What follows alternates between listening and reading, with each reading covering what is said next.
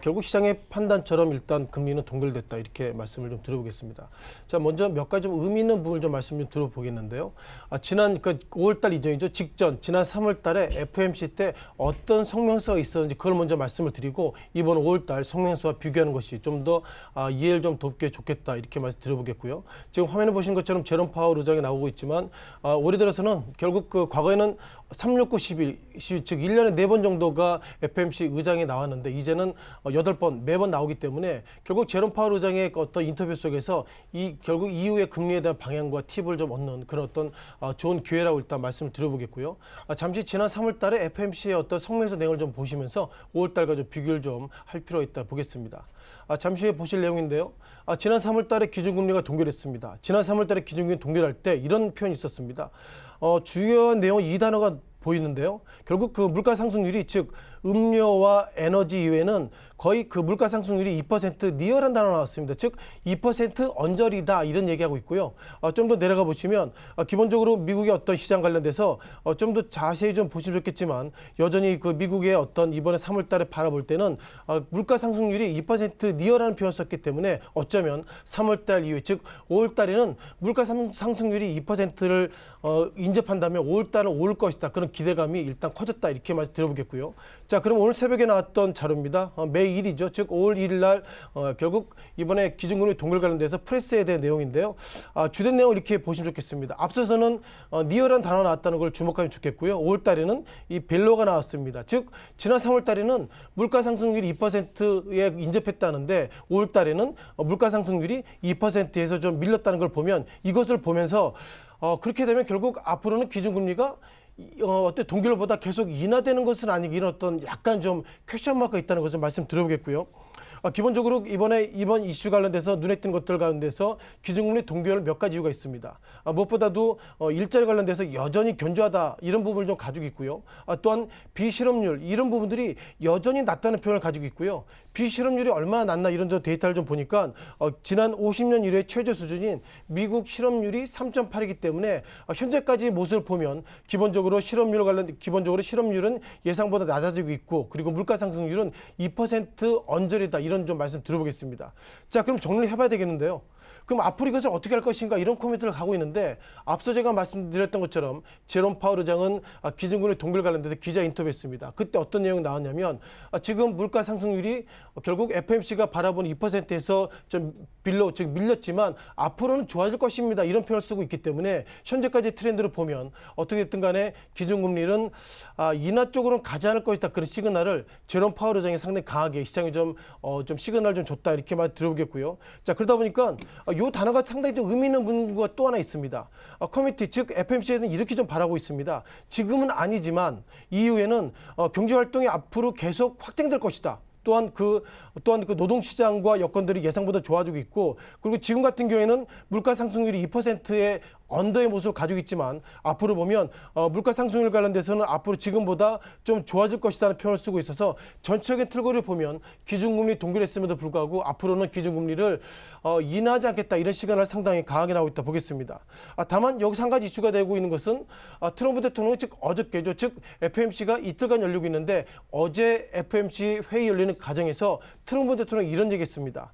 현재까지는 미국의 어떤 기준금리가 2.25에서 2.5%의 어떤 밴드에 있지만 지금보다 1% 정도 기준금리를 인하하게 된다면 미국 경제가 지금보다 더 좋아질 것이다 이런 얘기하고 있기 때문에 아무래도 제롬 파월 의장이 이번에 기준금리의 어떤 동결을 통해서 기자회견을 통해서 상당히 당당하게 얘기하고 있지만 트럼프 대통령은 계속 뒤에서 기준금리 인하해라 이런 표현을 쓰고 있어서 제가 볼 때는 제롬 파월 의장처럼 나는 정치적인 논리보다도 경제적인 팩트 보고 판단하겠다 이런 의견을 계속 주고 있는데요. 현재까지 의견을 보면 5월 달에는 물가 상승률이 결국 FOMC가 원하는 2%에서 인하되고 있지만 앞으로도 좋아질 것이다. 이런 단어로서 유추해 볼 때는 기준금리가 인하보다는 동결로 갈 가능성이 많다. 이런 부분들이 이번에 5월 달 성명서의 주된 내용이라고 말씀을 드리겠습니다.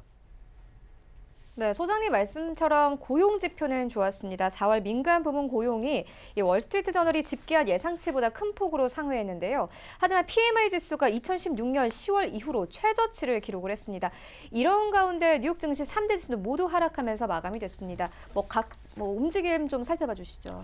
일단 통상 기준금리를 만약에 시장에서는 인하로 생각이 된다면 통상 그 과거에 우리가 경제적인 논리가 그거죠. 기준금리 인하가 되면 주가는 상승한다. 이것이 논리인데 그 많은 참여자가 기준금리가 인하하지 않을 거야, 즉 동결할 거야 이런 기대감이 있었고요. 그리고 제롬 파월 의장처럼 앞으로 기준금리를 인하하지 않겠습니다. 이런 어떤 복합적인 요인이 포함되고 있어서 오늘 미국 3대 지수가 소폭이나마 약세로 마감됐다고 보겠습니다. 중요한 것은 연준의 어떤 FOMC의 어떤 기준금리 동결 이런 부분들이 미국 증시의 예상보다 큰 영향을 못 미치고 있다고 보겠고요. 자, 그러다 보니까 많은 참여자들이 미국 증시가 최근 들어서 상당히 급등의 모습 보이고 있고 그리고 S&P 500 등 몇몇 지수가 사상 최고치에 경신했는데 이 경신의 뜻이 무엇일까 이런 부분들이 상당히 시장의 즉 퀀티 애널리스트 즉 데이터를 통해서 시장을 바라보는 전략가들은 미국 증시의 최근 들어서 트렌드를 보면서 딱히 좀 설명할 부분이 없다. 즉 답변할 것이 없는 그런 어떤 모호한 시장이 현재 미국 증시다 이렇게 좀 말씀을 드려보겠습니다. 다만 그 가운데서 몇몇 좀 팩트가 나오고 있는데요. 자, 먼저 이 차트를 좀 보시면서 말씀을 좀 들어보겠는데요.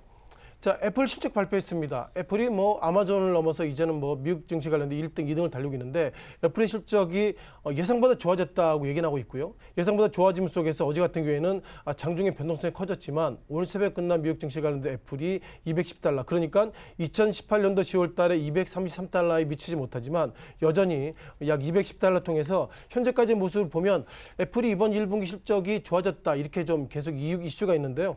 제가 볼 때 이번 1분기 실적이 좋아졌다기보다 2018년도 4분기죠. 2018년도 4분기가 예상보다 급락했기 때문에 급락에 의한 어떤 반대적인 상승이다 이렇게 보는 것이 맞을 것 같고요.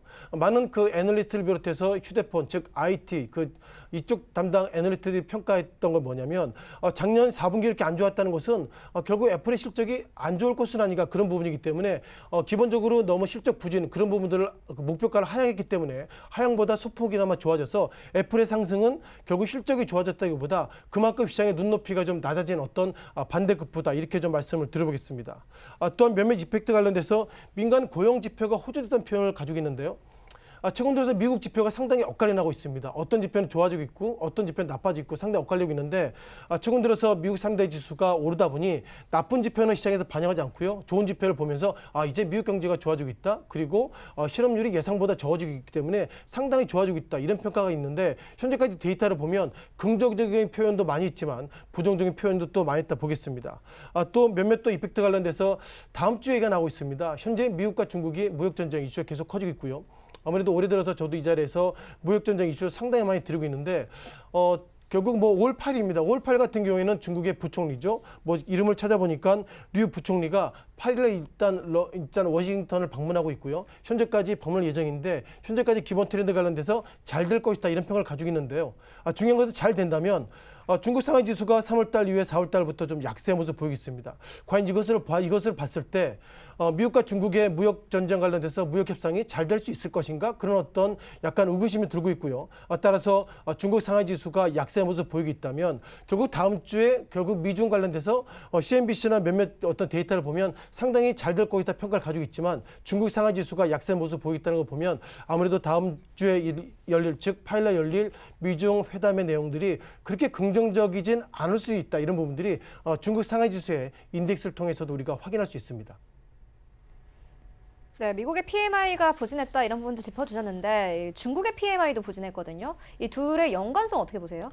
일단 PMI에 대한 기본적인 뜻을 정리해 보면요. 결국 구매 관리자 지수라고 그러죠. 그러니까 미국과 중국의 큰 기업의 구매자들한테 물어봅니다. 앞으로 물건이나 물품을 얼마나 살 거야? 그런 어떤 인덱스 값이기 때문에 어쨌든 여러 가지로 정치적인 이슈는 상당히 커지고 좀 부정적인 면이 있지만 미국에 있는 PMI 그리고 중국의 PMI가 좋아지고 있다는 걸 보면 아마 미국 입장에서 보면 여러 가지 이슈가 있습니다만 중국의 입장을 보더라도요.